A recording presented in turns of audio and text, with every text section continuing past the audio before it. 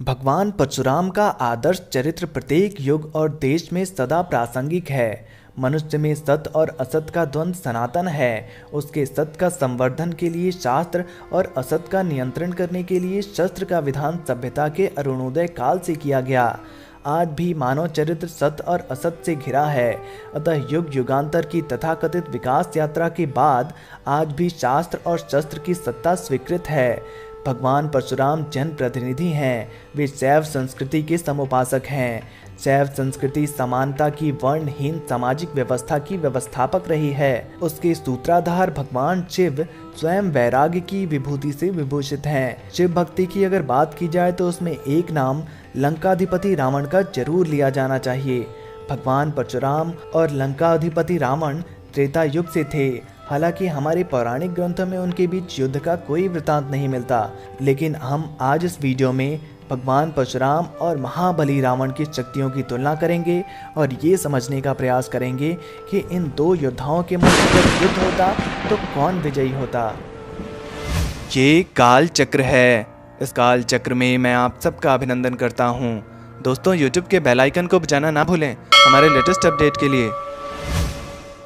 यहाँ एक तरफ है भगवान परशुराम, शक्तिधर भगवान परशुराम का चरित्र जहाँ शक्ति के केंद्र सत्ताधीशों को त्यागपूर्ण आचरण की शिक्षा देता है, वहाँ वह शोषित पीड़ित क्षुब्ध जनमानस को भी उसकी शक्ति और सामर्थ्य का एहसास दिलाता है। शासकीय दमन के विरुद्ध वह क्रांति का शंखनाद है। वह सर्वहारा वर्ग के लिए अपने नियोजित अधिकार प्राप्त करने के लिए मूर्तिमंत प्रेरणा है। वह राज शक्ति पर लोक शक्ति का विजय घोष है।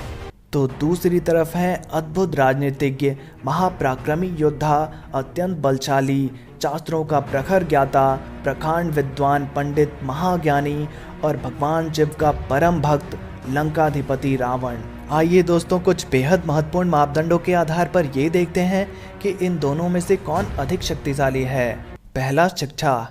परशुराम जी के शिक्षक थे महर्षि विश्वामित्र और ऋषि ऋचिक, जबकि रावण के शिक्षक थे उनके पिता ऋषि विश्रवा, जो भगवान ब्रह्मा के पौत्र थे।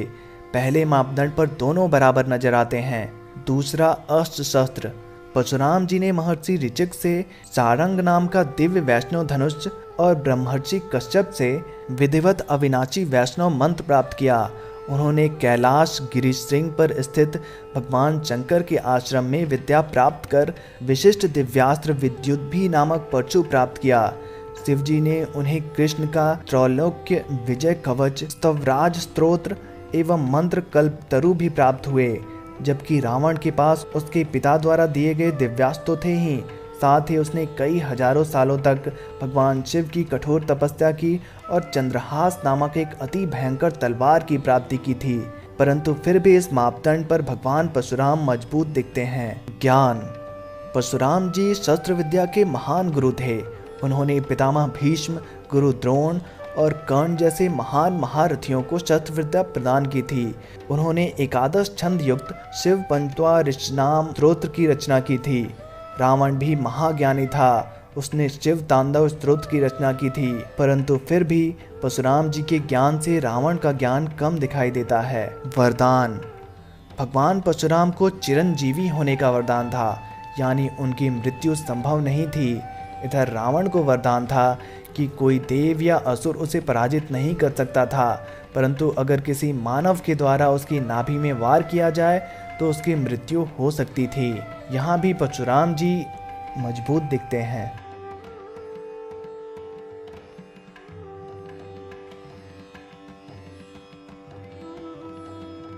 दोस्तों, भगवान परशुराम और लंकाधिपति रावण में अगर युद्ध होता तो कौन विजयी होता?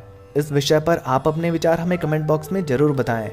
वीडियो पसंद आई है तो वीडियो को लाइक और शेयर ज़रूर करें। धन्यवाद।